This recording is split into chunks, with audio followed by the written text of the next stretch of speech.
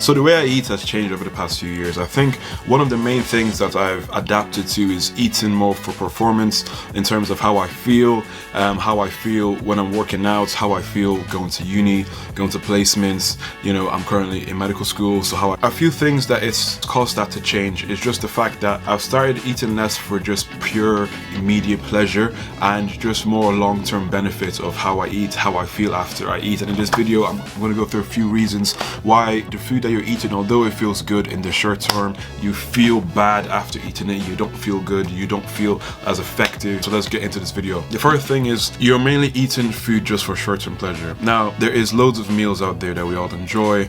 For me personally, pizza, I like kebabs, you know, I like all sorts of food. I have a massive sweet tooth, so there's loads of food that give me immediate pleasure. But obviously with these types of foods, they're often super processed. They have a lot of fat, oil inside them, which is what makes them good.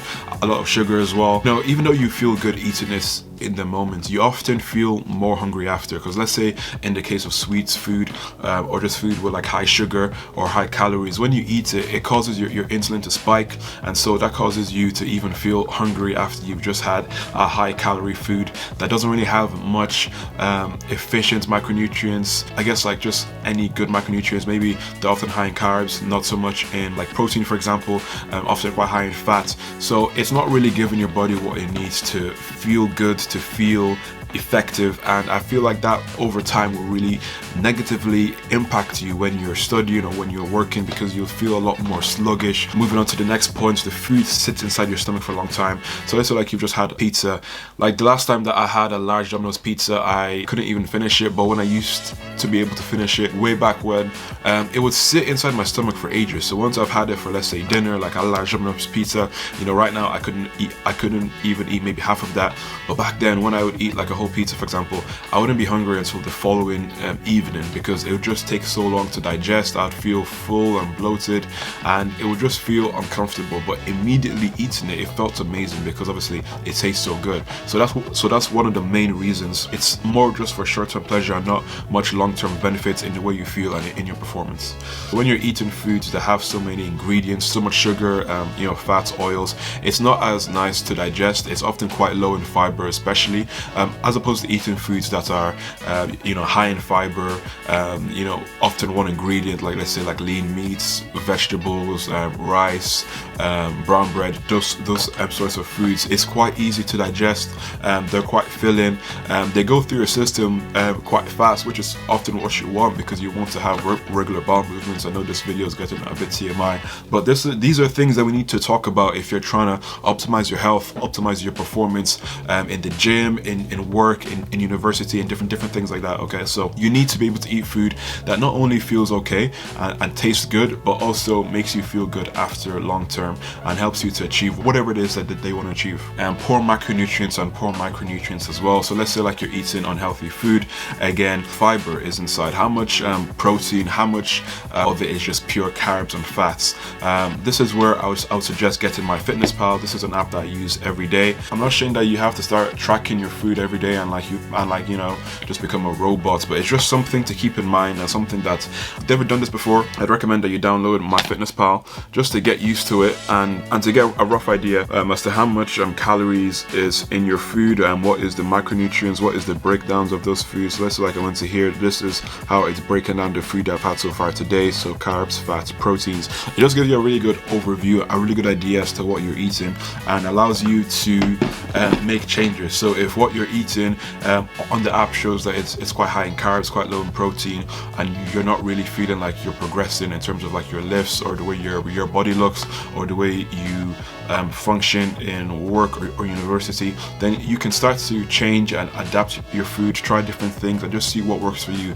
Again, this isn't like something that will just be fixed then and there. It's something that takes a while for you to develop and progress in as time goes on. For me, like the way I eat has slowly changed. You know, I've even realized these days that, like, let's say for dinner, I don't really like too much carbs at dinner, or I'd like to save the carbs for like dessert, because I do have a sweet tooth.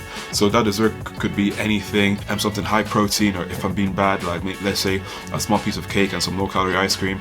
And then for dinner, just something high protein and either fruits or vegetables on the side with it. And then for breakfast, I could have oats, maybe with some fat-free Greek yogurt, and then some protein powder inside, or some peanut butter powder inside. I could have cereal with some milk, and then I mix the milk with some protein powder. There's loads of ways that I can go into showing you how to eat and how I eat. But if you really want to know, then follow me on Just Charles 100. I post my meals daily. I have loads of videos of the recipes that I'm eating, and the foods I eat taste really good. And whether I'm trying to lose weight or to maintain my weight, I eat pretty much the same thing, because I genuinely enjoy the food. All that changes is the quantity of what I'm eating. But how are you feeling right now? How is your lifestyle in terms of, like, are you feeling strong? Are you feeling healthy? Are you feeling tired or like lethargic? And you know, of course, there could be many reasons for this. Maybe it's a lack of sleep, maybe it's a lack of micronutrients, maybe like, are you taking any multivitamins? Are you having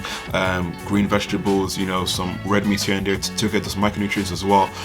But food could also be a very big reason why you're feeling like that. So, you know, changing and adapting how you eat to maybe have more whole foods inside, more foods that have a single ingredient, they're quite easy to cook, adding more fruits and vegetables. I think that's the biggest thing, because fruits and vegetables are naturally high in fiber, and just by simply adding that, even if it's like those green powders that they mix with water, that's something that I try to do daily as well. I feel like that really helps me to eat well and to digest my food well as well, and I don't feel bloated all the time.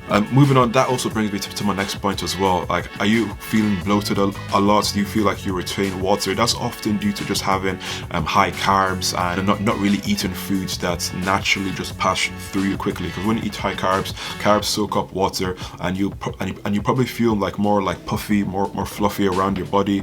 And a lot of that could just be not only just a gain in body fat, but also just a gain in water weight. And you'll notice that if you try to maybe slowly try and cut down the carbs that you're eating, or maybe just do more cardio, you'll lose weight rapidly, and that's mostly just the water weight. So that's just like a quick way to get rid of water. I know alcohol helps as well, but obviously that's not a good long-term choice if you want to be able to lose water weight.